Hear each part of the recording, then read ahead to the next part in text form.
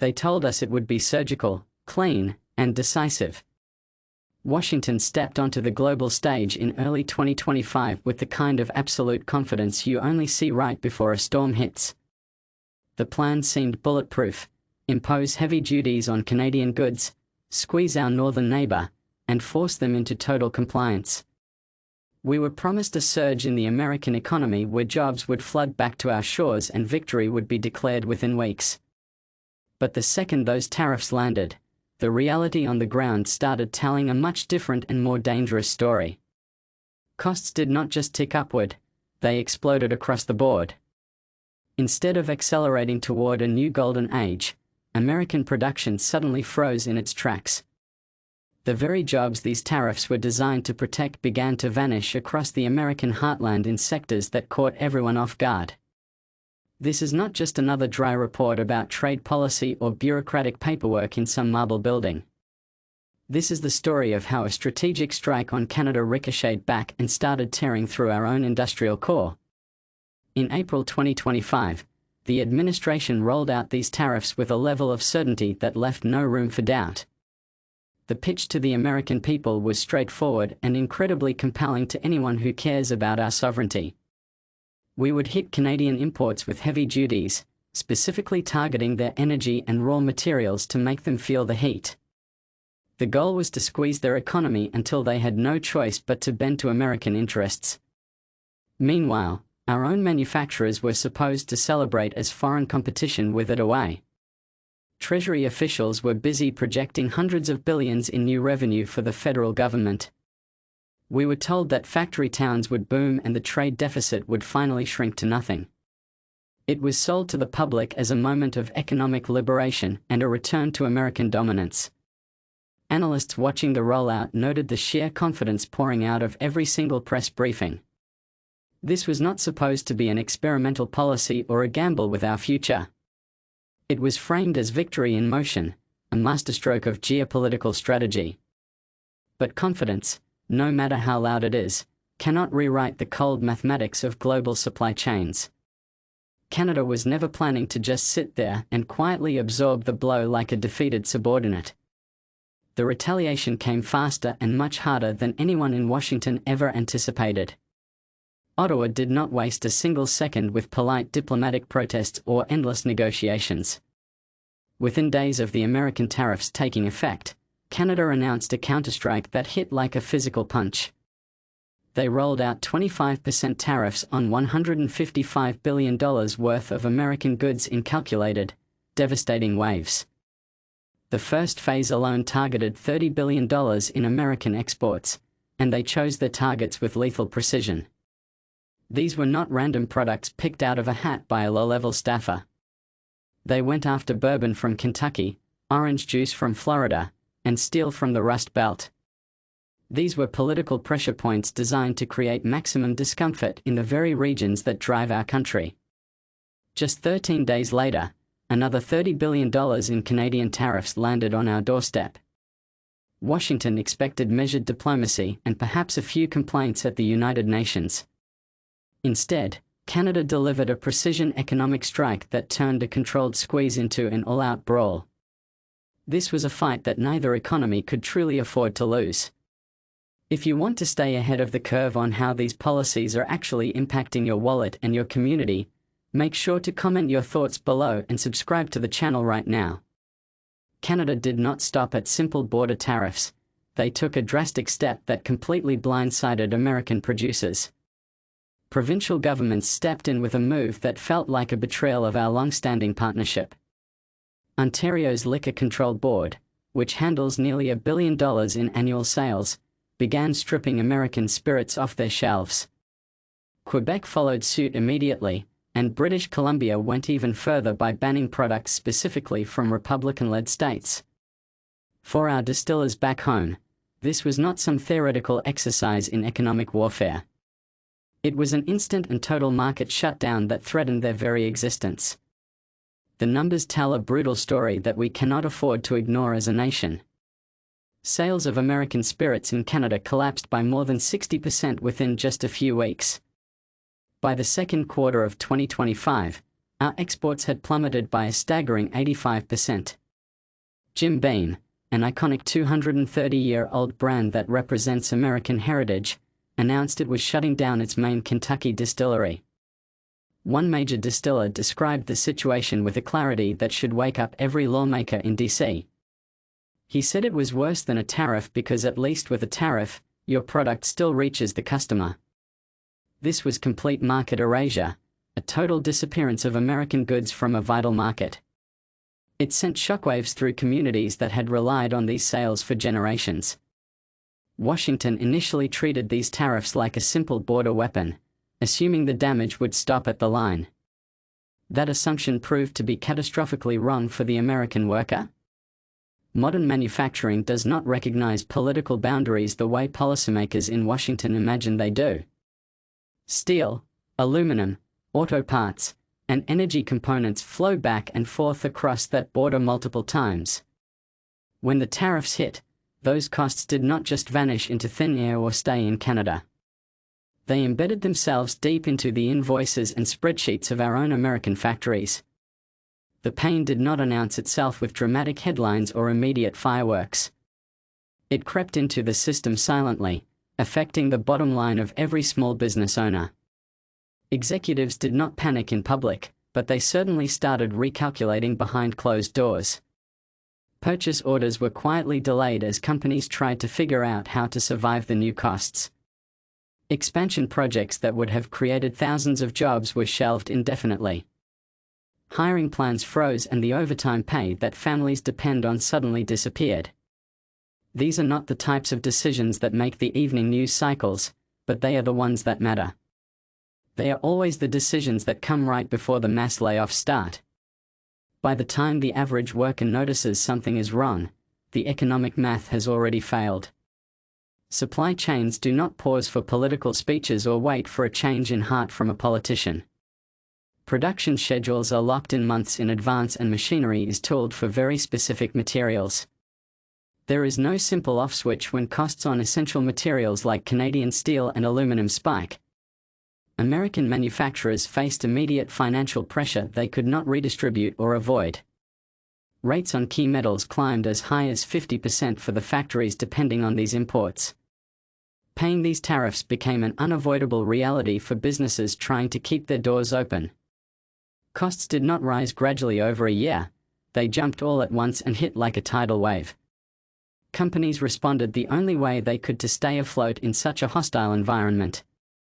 New equipment orders were cancelled and capital projects were postponed until further notice.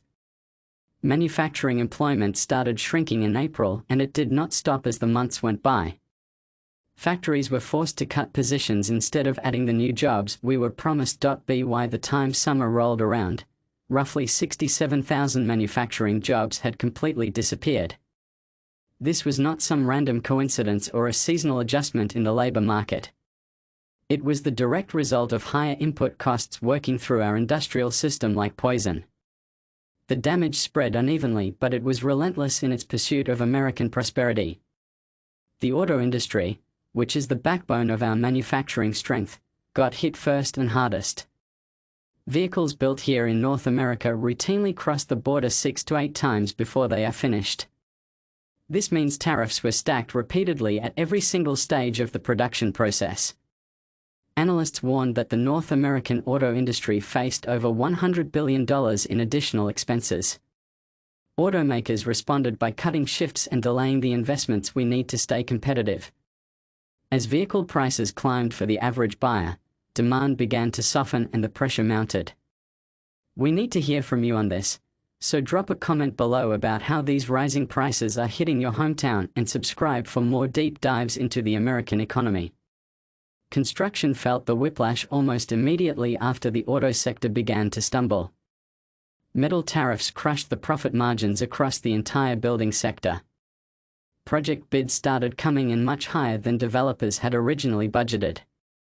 Financing stalled as banks became wary of the rising costs of raw materials. Industry groups warned that vital infrastructure projects were being postponed or scrapped outright. No mass layoffs made the front page headlines immediately, but the signs of a slowing heart were everywhere in the construction sector. Crews started working fewer hours and subcontractors watched as their once full contracts began to evaporate into the thin air of economic uncertainty. Job creation in the building trades, which had been a point of national pride, simply ground to a halt as the new math took hold. This was not a temporary dip in the charts or a seasonal fluctuation that would correct itself by next quarter. It was a fundamental shift in the cost of doing business in America that threatened the very foundations of our growth. The pressure eventually reached systems that the average person never even associates with global trade wars or international diplomacy. Copper prices surged as these tariffs pushed costs higher across every essential component of our modern life from wiring to motors. These materials sit at the absolute core of factory modernization and the expansion of our national energy infrastructure for the next decade. When the costs of transformers and electric vehicle components rose, capital spending across the country froze like a lake in a deep winter. Projects that once promised future employment for thousands of American workers were cancelled before a single shovel ever hit the ground. The logistics industry was the next to absorb this massive shock to the American economic system. Early on, companies rushed their inventory across borders to beat the tariff deadlines, creating a temporary and dangerous illusion of strength. But once the warehouses were filled with stockpiled goods, the freight volumes collapsed and left trucking companies scrambling for survival. Trucking routes were cut and our major ports handled significantly fewer shipments as the trade volume between our nations withered away. What began as a desperate surge in activity turned into a destabilizing volatility that kills jobs in transportation faster than any other policy. By late summer, the damage had finally reached the American consumer and the storefronts of our small towns. Prices surged for everyday items and consumer confidence collapsed as the reality of a more expensive life set in for everyone. Retailers were forced to slash hours across the board because the demand for goods was no longer there to support them. What started in the heavy factories of the Midwest had metastasized to the storefronts on Main Street and the kitchen tables of families. By the time The Economist started tallying the real damage, the scope of the wreckage was truly staggering to behold. We are seeing a massive shift in the landscape of American industry that will define the next decade of our lives. If you want to stay informed on how these maneuvers impact your job and your future, drop a comment below and subscribe to the channel right now. Since April, manufacturing employment had declined by roughly 67,000 positions across 7 consecutive and grueling months of losses. The Yale Budget Lab modeled the combined impact of the 2025 tariffs and the fierce foreign retaliation we faced from our neighbors. They estimated that total United States payroll employment could end the year nearly 490,000 jobs lower than projected. This was not speculative fearmongering designed to win an argument or sway a vote in the next election cycle. It was simple arithmetic showing that tariffs function like a hidden tax on our supply chains and our labor markets. The inflation data only added to the political and economic nightmare that was unfolding for the American people. Federal Reserve researchers found that these tariffs added a 0.5 percentage point to the headline inflation rate in just 3 months. Everything from furniture and car parts to electronics and even musical instruments saw steep and painful price increases for the average buyer. The average American household faced cost increases estimated between $1,100 and $2,400 annually just to maintain their lifestyle. Meanwhile, a 43-day government shutdown disrupted the collection of vital employment data and cast a thick fog over the state of things. Just as the damage was accelerating, Canada made a move in September that looked like a surrender but was actually a surgical strike. Ottawa quietly lifted a large portion of its retaliatory tariffs, leading some to believe they had finally blinked under the pressure. In reality, this was a strategic recalibration designed to protect their own people while keeping the pressure on our industries. They removed the tariffs that risked driving up prices for Canadian consumers, effectively shielding their population from the inflationary blowback of the war. But they were very careful to keep the heat turned up on the most sensitive parts of the American economy. Canada deliberately kept the tariffs on steel, aluminum, and automobiles, which are the sectors tied most directly to American manufacturing jobs. This was not an accidental oversight by their leadership or a sign of weakness in their resolve to fight back. Steel and aluminum entering the United States were already facing tariffs as high as 50%, putting our factories in a vice. Analysts estimated that these pressures could add over $100 billion in expenses across North American production in a single year. By keeping the pressure concentrated here, Canada ensured the economic pain stayed focused exactly where it would matter most politically. Canada published detailed lists of American products still subject to retaliation, leaving nothing hidden from the public eye or the markets. The pressure points were documented, deliberate, and visible to every affected American company trying to plan for the future. The contrast in strategy between our two nations became impossible for the business community or the workers to ignore any longer. Canada narrowed the damage internally while controlling exactly where their retaliation applied to maximize the impact on our industrial core. The United States, meanwhile, was forced to absorb rising costs across autos, construction, energy systems, logistics, and the retail sector. Capital spending slowed to a crawl as uncertainty widened across every sector of the American economy during this period of high tension. Once suppliers reroute their contracts and rewrite their tooling investments, the damage to our trade relationships is often permanent and deep. Reversing these decisions requires years of stability and dramatically lower costs that we may not see again for quite some time. By the time the adjustment became visible in the national economic data, the pattern had already hardened across the supply chains. Canada sits inside the supply chains that feed some of the largest and most vital industries in the entire United States. In 2024 alone, Canada supplied more than 50% of our aluminum imports and over 20% of our essential steel. They remained our largest foreign supplier of energy, providing the lifeblood that keeps our country moving and our factories running. When tariffs disrupted these vital flows, the impact moved straight into the heart of American production costs rather than stopping at the border. Trade rules only amplified the damage being done to our manufacturers and the workers who rely on them for their livelihoods. Under the trade agreements, only goods meeting very strict rules of origin could qualify for any kind of tariff relief. Everything else faced heavy penalties rising to 35% or more, creating a massive financial burden for our companies to carry. These compliance failures translated directly into higher costs that companies were forced to absorb through lower margins and delayed hiring. As manufacturing losses mounted, the messaging coming out of Washington did not shift to reflect the reality of the situation.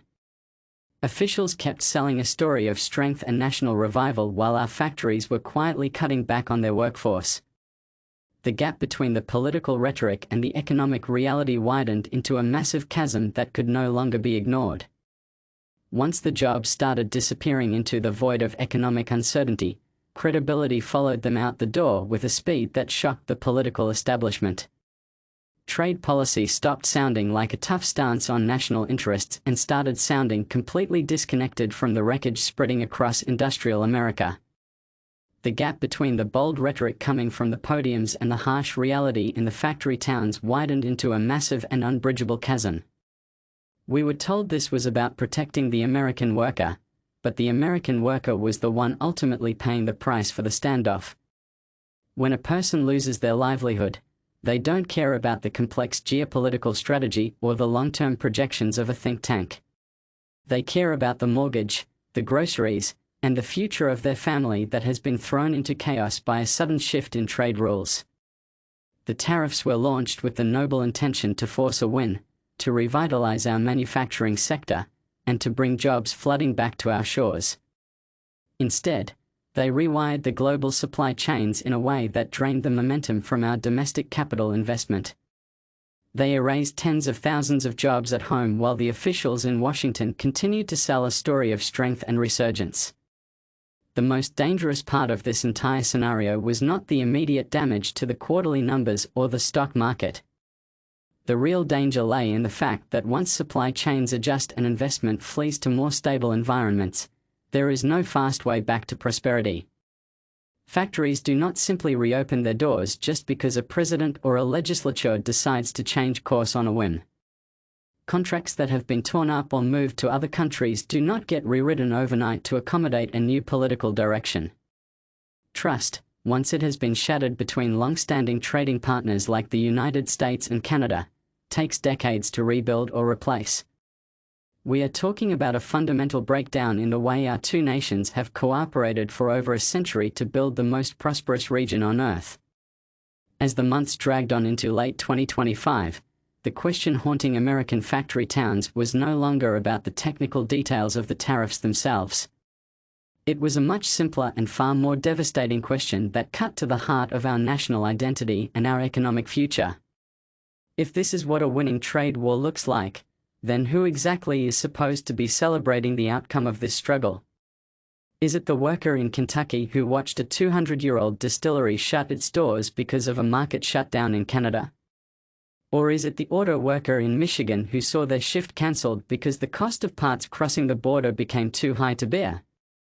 The reality is that no one in the heartland feels like a winner when the very tools meant to protect them end up being the ones that destroy their security. We must demand a strategy that actually understands the intricate web of modern manufacturing and the reality of the global marketplace we live in. We need leaders who recognize that our strength comes from a healthy and integrated economy, not from isolation and repeated self-inflicted wounds. If we want to reclaim our position as the industrial leader of the world, we have to stop treating our own economy like a laboratory for unproven theories. Our workers deserve better than to be the collateral damage in a fight that was supposed to be fought on their behalf. It is time to look at the hard data and realize that the path we are on is leading us away from the very goals we set out to achieve. We have to be honest about the failures of this approach if we ever hope to find a way back to a stable and growing economy for everyone. The future of the American dream depends on our ability to navigate these complex international relationships with wisdom and a clear head. We cannot afford to keep making the same mistakes and expecting a different result while our communities continue to hollow out and fade away. If you believe it is time for a common-sense approach to American trade and manufacturing, then make sure to comment your thoughts below and subscribe to the channel for more updates as this situation continues to unfold. The damage done over these past 7 months has left a scar on the industrial landscape that will take a generation to fully heal and disappear. Every cancelled project and every lost hour of overtime represents a family that is now struggling to see a clear path forward in this new reality. We have to remember that behind every economic statistic is a human story of effort, ambition, and the desire to build something lasting. When policy fails these people, it is not just a failure of economics, it is a failure of the promise we make to every citizen of this country. We must learn from the wreckage of this trade war and ensure that we never put our own industrial core at such risk again. The resilience of the American spirit is strong, but even the strongest spirit cannot overcome the math of a broken and disrupted supply chain. We need to focus on innovation, infrastructure, and real support for our factories rather than relying on blunt instruments that cause as much pain at home as they do abroad. The world is watching how we handle this crisis, and our allies are waiting to see if we can find our way back to being a reliable partner once again. The decisions made in the coming months will determine whether we continue down this path of attrition or find a new way to lead the global economy. We must choose the path that leads to growth, stability, and the restoration of the American middle class as the engine of our national prosperity. The trade war of 2025 will be remembered as a turning point in how we understand the limits of power in an interconnected and highly complex world. It showed us that no nation, no matter how powerful or confident, can ignore the basic principles of trade without paying a significant price in jobs and growth. We have the talent, the resources, and the will to succeed, but we must have the wisdom to use them effectively and strategically. Let this be a lesson for the future so that we can build a stronger, more united, and more prosperous America for the generations that will follow us. Our story is far from over, but the next chapter must be written with a much deeper understanding of the world as it truly is. Thank you for sticking with us through this deep dive into one of the most consequential economic events of our time and for caring about the future of our nation. We will continue to monitor the situation on the border and provide you with the facts that the mainstream media often ignores or overlooks. Your support allows us to keep digging for the truth and presenting the reality of what is happening to our economy and our communities. Make sure you are part of the conversation by leaving a comment below and hitting that subscribe button so you never miss an update on the stories that matter to you. Together, we can keep the pressure on for policies that actually work for the American people and protect our way of life for years to come.